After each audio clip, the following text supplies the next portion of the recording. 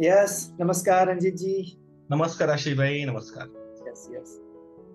आज के इस YouTube ऑनलाइन सीरीज में हम दोबारा आपका स्वागत करते हैं। और आज कुछ अलग ही क्वेश्चंस लेके आए हैं, तो उसके ऊपर चर्चा करते हैं। रंजीत जी, पिछले 19-20 साल से मैं आईटी बैकग्राउंड से जुड़ा हुआ हूँ। बेसिकली इलेक्ट्रिकल इंजीनियर हूँ, बट आईटी से जुड़ा हुआ, आपको पता है। एज अ दोस्त हमने बहुत बार इसके ऊपर चर्चा भी की है। As an IT professional and as an engineer मुझे ऐसे कुछ क्वेश्चन है, और मेरे जैसे बहुत सारे लोगों को वही क्वेश्चन हो सकते हैं। आपको तो पहले भी आए होंगे ऐसे क्वेश्चंस, कि मैं जो सो कॉल आइडेंटिटी से समाज में अभी रह रहा हूँ, इस संसार में मैं जी रहा हूँ, तो सही में मेरे आइडेंटिटी की क्या वैल्यू है, या मैं क्यों इस आइडेंटिटी के साथ जी रहा हूँ। मेरी बुद्धि फिर उसका आंसर देने का प्रयास करती है, लेकिन लिमिटेड नॉलेज की वजह से उसको एनालिसिस करना एक रुकावट हो जाता है। फिर कभी अध्यात्म का पढ़ते हैं तो आत्मा का विचार उसके अंदर आता है कि हम एक आत्मा है, हम पूर्ण है, जैसे शंकराचार्य ने भी कहा हुआ है। फिर कोई और साइंस की तरफ देखते हैं तो प्रकृति का भी उसके अंदर उल्लेख आता है, कि मैं सिर्फ आशीष नहीं हूँ, एक प्रकृति से जुड़ा हुआ इंसान, प्रकृति हमारे सबसे नजदीक है। और फिर जैसे शंकराचार्य कहते हैं कि अंतिम सत्य तो ब्रह्म ही है, परमात्मा है, या बाकी के कुछ और फिलोसॉफी या जीवन में कुछ और बातें भी हो सकती है। तो आज ऐसे कुछ शब्दों के ऊपर हम डिस्कस कर सकते हैं क्या? ये संसार क्या है, ये जो मेरी बुद्धि है वो क्या है? क्या लगता है आपको, फ्रॉम योर एक्सपीरियंस? बहुत इंटरेस्टिंग क्वेश्चंस है आशीष भाई आपके। हम इसे एक फ्रेम में समझने की कोशिश करते हैं। हम बिल्कुल। चार पांच शब्द लेंगे और उन शब्दों के पीछे क्या मायने हैं exactly, day by day life में उसे कैसे हम एक्सपीरियंस कर सकते हैं, उस पर हम बात करते हैं। Yes yes. तो भाषा तो एक्सपीरियंस का डिकोडेशन है। Right, language correct. वो इंडिकेटर है, रियलिटी का इंडिकेटर है। कुछ कॉन्क्रीट रियलिटी होती है, उसके आधार पे इंडिकेटर्स होते हैं। तो एक एक शब्दों का हम ठीक से समझते हैं तो हम कैसे अपने लाइफ को आसान कर पाए डे समझ बाय। सकते हैं उसको, यस। अच्छी तरह समझ पाए। जी, चीजें समझनी है कि हम अपना लाइफ आसान कर पाए उसके लिए। बिल्कुल। तो जो मैंने समझा है मेरे अल्प बुद्धि से, जो मुझे समझ में आता है, जो देख पाता हूँ, मैं समझ पाता हूँ, मैं यहाँ शेयर करना चाहूंगा। प्लीज। पहला शब्द आता है संसार। यस। क्या है? संसार क्या? अगर आप ठीक से देखोगे, हमारे पास एक भौतिक शरीर है और पांच इंद्रिय है, पांच ज्ञान इंद्रिय, जहां से हम बाहर की दुनिया की इंफॉर्मेशन अंदर लेते हैं। सेंसेस हमारी। Senses, five senses. फाइव जो सेंसेस। तो फाइव सेंसेस से जो दुनिया को हम समझते हैं, ऑब्जेक्टिव वर्ल्ड को समझते हैं, जो फाइव सेंसेस के मेजरमेंट में आती है, हम्म। उसे संसार कह सकते हैं हम। अगर ये ओके। बाहर की दुनिया देखोगे फाइव सेंसेस की, ये हम्म। तीन ही मिति में बंधी हुई है। लेंथ, विड्थ और हाइट। ये तीन ही मिति में बंधी है। इसमें चौथी मिति आपको नहीं मिलेगी, तीन ही मिति है। यानी कि आप डायमेंशंस की बात कर रहे हो, राइट? ये थ्री डायमेंशनल वर्ल्ड है, ये थ्री डी वर्ल्ड है। तीन ही डायमेंशन, इसमें लेंथ है, हाइट है और विड्थ है। ओके। तो पंच इंद्रियों का जो सब्जेक्ट है, ये थ्री डी वर्ल्ड है। ओके। भौतिक शरीर के जो हम अनुभव लेते हैं फाइव सेंसेस के आधार पे, वो सारी उसकी जो कक्षा है वो थ्री डी वर्ल्ड है, थ्री डी वर्ल्ड के एक्सपीरियंसेस। तो ये थ्री डी वर्ल्ड के जो एक्सपीरियंसेस है, अच्छे बुरे जो कुछ आपके एक्सपीरियंसेस है, उसे कहा जाता है संसार। ओके। ओके। राइट। अब बुद्धि क्या है? बुद्धि हम्म। का बहुत बोलबाला है। अभी आर्टिफिशियल इंटेलिजेंस की बात होती है। बुद्धि क्या है? राइट। बात कर रहे हैं, कृत्रिम बुद्धिमत्ता की बात कर रहे हैं। बुद्धि क्या है? पिछले सदी के सबसे बुद्धिमान व्यक्ति अल्बर्ट आइंस्टाइन, 1905 में उन्होंने जनरल थ्योरी ऑफ रिलेटिविटी की बात की। 5,000 शब्दों में उन्होंने एक प्रबंध पेश किया और क्लासिकल फिजिक्स की नींव हिला दी। ओके। कहा हम त्रिमितीय दुनिया में जीते हैं, यस। फाइव सेंसेस के आधार पे, लेकिन एक चौथा आयाम भी है, फोर्थ डायमेंशन है, वो है समय। तो राइट। समय चौथा आयाम है। टाइम। टाइम, टाइम का मतलब क्या है? भूतकाल होता है, वर्तमान होता है, भविष्य होता है, ये समय है, एक मेजरमेंट है। मेजरमेंट। तो चौथा आयाम है। तो हमारे अंदर जो भूतकाल में जाने की क्षमता है और भविष्य की कल्पना करने की क्षमता है, जिसे हम बुद्धि कहते हैं, समय में जाने की जो क्षमता है वो बुद्धि है, और वही चौथा आयाम है, 4D एक्सपीरियंसेस है, जो एनिमल्स में नहीं है, ज्यादा नहीं है। हम भूतकाल में जा सकते हैं, स्मृतियों में जा सकते हैं हमारे, और भविष्य की कल्पनाएं भी कर सकते हैं। तो बुद्धि का जो उपयोग है बेसिकली 4D एक्सपीरियंसेस है। अभी जो बुद्धि है ये हमेशा भूतकाल में रहेगी या भविष्य में रहेगी? नेक्स्ट मोमेंट एडिक्शन में रहने का जो अनुभव है वो बुद्धि है। एक तो वो 3D वर्ल्ड के एक्सपीरियंसेस का एनालिसिस करेगी, 3D वर्ल्ड में आपको जो अनुभव हुए, त्रिमितीय दुनिया के जो अनुभव है फाइव सेंसेस के आधार पे, जिसे विज्ञान कहता है इंपेरिकल डाटा। तो उस इंपेरिकल डाटा का बुद्धि एनालिसिस करते हैं, भूतकाल में जाती है, भविष्य की कल्पनाएं करते रहती है। चौथी मिति है बुद्धि, जिसके वजह से हम यहां तक पहुंचा जहां मंगल पे जाने का प्लानिंग कर रहे हैं। यस, इनोवेशंस का सबसे बड़ा स्तोत्र कोई है तो वो बुद्धि है, इंटेलेक्चुअल। करेक्ट। हम बुद्धिशाली, हम होमो सेपियंस है, बुद्धिशाली प्राणी। हमने खुद स्वयं घोषित है हम बुद्धिशाली प्राणी है। किसी प्राणी ने घोषणा नहीं की, हमने घोषणा कर दी, हमारी प्रजाति ने घोषणा कर दी। राइट। तो बुद्धि का जो पूरा आयाम है वो 4D का आयाम है, जिसका हम बहुत अच्छा उपयोग भी कर रहे हैं सृजनात्मक तरीके से। उसके कुछ नुकसान भी है, लेकिन इट्स डिफरेंट स्टोरी। राइट। अब मुझे पता नहीं मंगल पे जीवन है या नहीं, लेकिन हमारे जीवन में मंगल होना बहुत जरूरी है। मैंने पिछले वीडियो में भी कहा था। बराबर है, बराबर है। हमें वर्तमान में रहने के जो अनुभव है, वर्तमान में, नाउ एंड हियर, वर्तमान के जो अनुभव है वो 5D का एक्सपीरियंस है। ओके। वो सोल का अनुभव है, आत्मा का अनुभव है। भगवान गीता में कहते हैं अर्जुन, बुद्धि के ऊपर भाव है। जो हमारे भाव होते हैं, जो हमारे इमोशंस होते हैं, फीलिंग्स होते हैं, उसका जो आधार है वो आधार 5D एक्सपीरियंस है। वो हमेशा वर्तमान का ही अनुभव होता है, नाउ एंड हियर। यानी जब भी हम इमोशंस के अंदर होते हैं तो हम ऐसा कह सकते हैं कि हम आत्मा के स्तर के ऊपर उस मोमेंट में थे। जी, 5D का एक्सपीरियंस है। Basically we are spiritual being, we are spiritual being taking human experiences. हम 5D जीव है और 3D वर्ल्ड में हम ट्रैवलिंग के लिए आए हैं। क्या बात है। यस। तो ये जो 5D है, जब जब आपको शांति का अनुभव होता है, सुख का अनुभव होता है, आनंद का अनुभव होता है, प्रेम का अनुभव होता है पूरे दिन में जब भी, तो वो 5D के अनुभव है, वो 5D एक्सपीरियंसेस है। और शायद मुझे लगता है कि पूरे दिन में ऐसे अनुभव होते तो है, लेकिन बहुत छोटे छोटे सेकंड्स या मोमेंट्स के अंदर होते हैं। हम 5D में ज्यादा रह नहीं पाते हैं ज्यादा, क्योंकि 3D को हमने बहुत सीरियस लिया है, सेंसेस की दुनिया को ज्यादा सीरियस लिया है, और बुद्धि को तो हमने बहुत ज्यादा सीरियस लिया है। वही वही अच्छा लगता है, वही सत्य लगता है जी। तो 5D से कनेक्ट होने के जो सारे प्रयोग है वो ध्यान के प्रयोग है। ओके। वर्तमान में आने का अभ्यास है, वर्तमान से महसूस करने का अनुभव है। 5D का मतलब आपकी महसूस करने की क्षमता।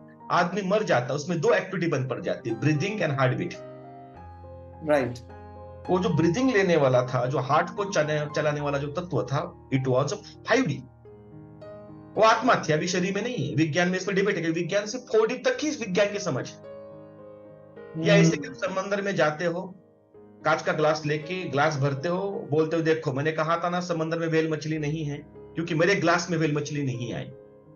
करेक्ट। यस। 4D में वेल मछली कभी नहीं आ सकती। बुद्धि आत्मा को कभी समझ नहीं सकती, वो प्रांति नहीं बुद्धि का। बुद्धि डिजाइन्ड है 3D के एक्सपीरियंसेस के लिए। तो 5D का मतलब है सुकून, 5D का मतलब है पीस, हैप्पीनेस, जॉय, लव। सारे ध्यान के प्रयोग, सुकून के प्रयोग 5D के एक्सपीरियंसेस है। हम जब रिलेशंस में जीते हैं, हमें रिलेशंस में जो अच्छा लगता है, हम सब अपूर्ण है, हम पूर्ण होना चाहते हैं, वो 5D का अनुभव है। आप देखोगे, आप ऐसा अपना हाथ करोगे तो हृदय इतना ही हमारे एग्जैक्टली बराबर।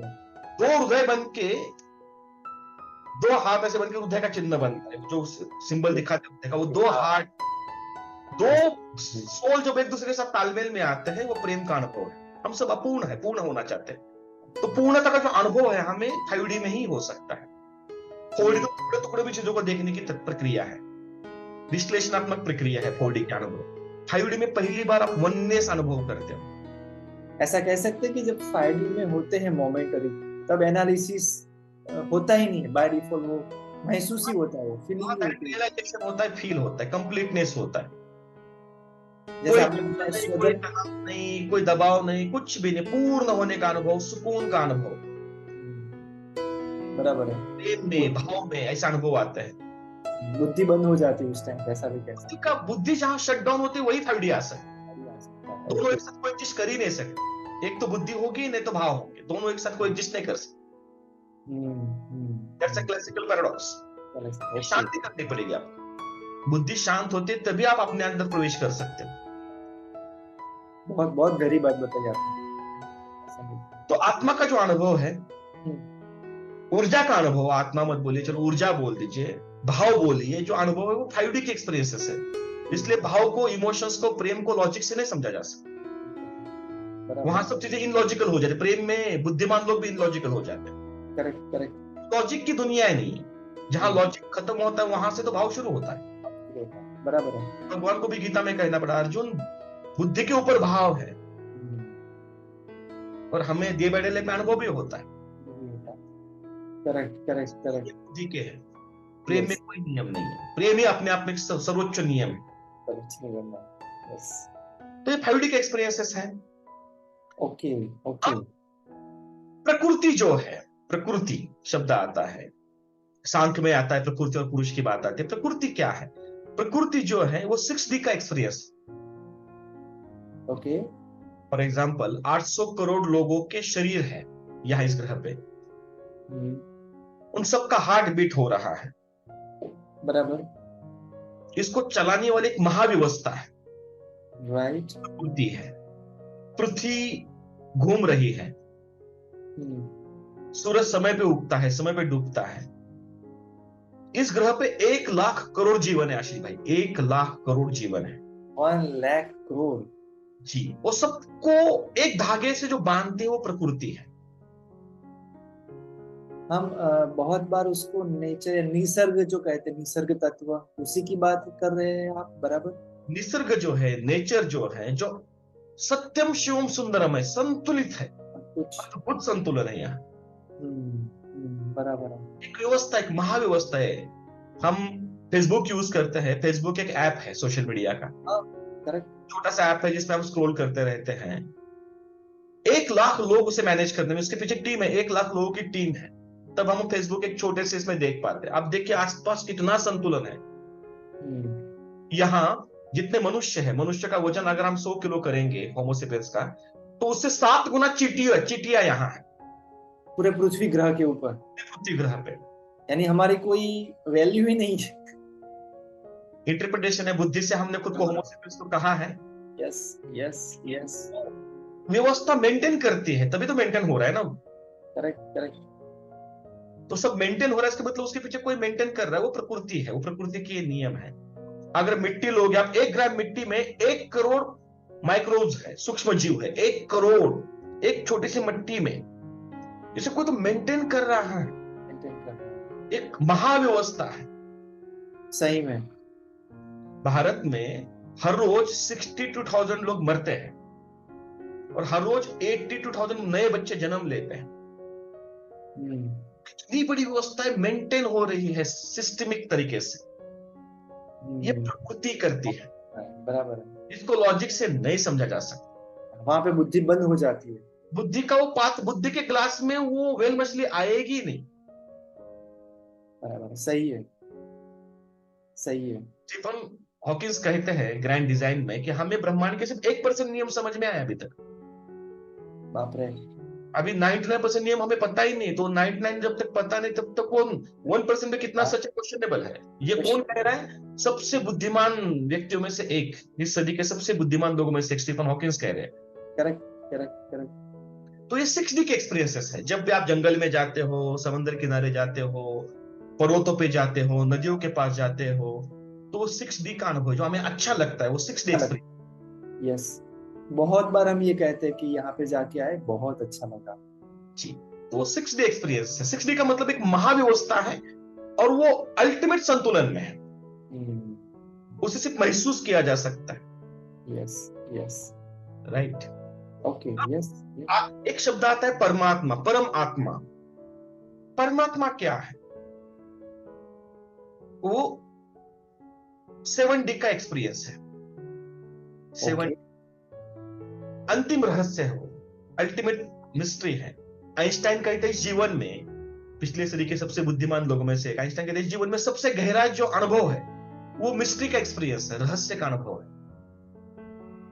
उसे कहते हैं अननोएबल। वो अननोएबल है, आप बुद्धि के पात्र से, आपके ग्लास से उसे कभी नहीं समझ पाओगे। कबीर कहते हैं जब मैं था तब हरि नहीं, अब हरि है तो मैं नहीं। वहां दो एग्जिस्ट कर ही नहीं सकते। शंकराचार्य कहते हैं अद्वैत सिद्धांत बस एक ही है, वो उसको समझा नहीं जा सकता है। रामकृष्ण परमहंस कहते हैं कि समंदर में, समंदर की गहराई में नमक की गुड़िया समंदर की गहराई ढूंढने जाएगी, क्या होगी? वो खुद समंदर हो जाएगी। तो वो अंतिम सत्य है, अननोएबल है, अननोएबल है, उसे जाना नहीं जा सकता, उसे सिर्फ डूबा जा सकता है। हम प्रेम जानते जानते हमारे नाक में दम आ जाता है। 5D का एक्सपीरियंस आता है, हमारी बुद्धि कोलैप्स हो जाती है। दुनिया में एक से एक बुद्धिमान लोग प्रेम में शून्य हो गए, बुद्धि शून्य हो गए। तो वो तो अंतिम स्रोत है, जहां से इस ग्रह पे, इस ब्रह्मांड में जितना भी जीवन है वहां से नियंत्रित होता है। वो सोर्स कोड है, उद्गम स्थान कह लो या मूल स्रोत, आदि अनादि जो मूल स्रोत है, जहां से ऊर्जा आती है, जहां से सूरज को प्रकाश मिलता है, जहां से मेरा हार्ट बीट कंट्रोल हो रहा है, आपका हार्ट बीट कंट्रोल हो रहा है, वो सब कुछ वहीं से आता है, वही एक सोर्स है। निकोलस टेस्ला कहते हैं मुझे पता है ब्रह्मांड में एक सोर्स है और मेरा नर्वस सिस्टम सिर्फ उसका रिसीवर है, सारे विचार वहीं से मुझे मिलते हैं और मुझे पता है वो वहां है। निकोलस टेस्ला कहते हैं। रॉजर पेनरोज, जिनको 2019 में ब्लैक होल पे रिसर्च करने के लिए नोबेल मिला है फिजिक्स का, वो कहते हैं पूरा ब्रह्मांड एक इक्वेशन है, पूरा ब्रह्मांड एक इक्वेशन हम अगर समझते हैं, और उस इक्वेशन में हमारा नर्वस सिस्टम एक छोटा सा पार्ट है, और छोटा पार्ट पूरे इक्वेशन को कभी समझ नहीं पाएगा। That's a classical problem with God's mathematics. Roger Penrose ने 40 साल गॉड्स मैथमेटिक्स पे काम किया है। अच्छा, जो प्रिंस्टन यूनिवर्सिटी में है प्रोफेसर, जिन्हें नोबेल मिला है। ओके। तो ये जो सब चीजें हैं, आप देखोगे कि सब चीजों का जो सोर्स है परमात्मा है। और जब आप प्रार्थना करते हो भाव से, रियल भाव से जब प्रार्थना करते हो, तो वहां 7D से जो मदद मिलती है, आपका जीवन हमेशा के लिए बदल जाएगा। अगर आपकी दिल से की हुई प्रार्थना है, इसलिए प्रार्थना का इतना इंपॉर्टेंस है। इसलिए भगवान कहते हैं गीता में अर्जुन को, अर्जुन कोई भी व्यक्ति हो, कहीं भी, किसी भी जगह कोई भी पूजा करे, वो मुझ तक ही पहुंचती है। बराबर है, बराबर है। 7D के बारे में बात कर रहे हैं। सारे अवतार जो है वो 7D से आते हैं।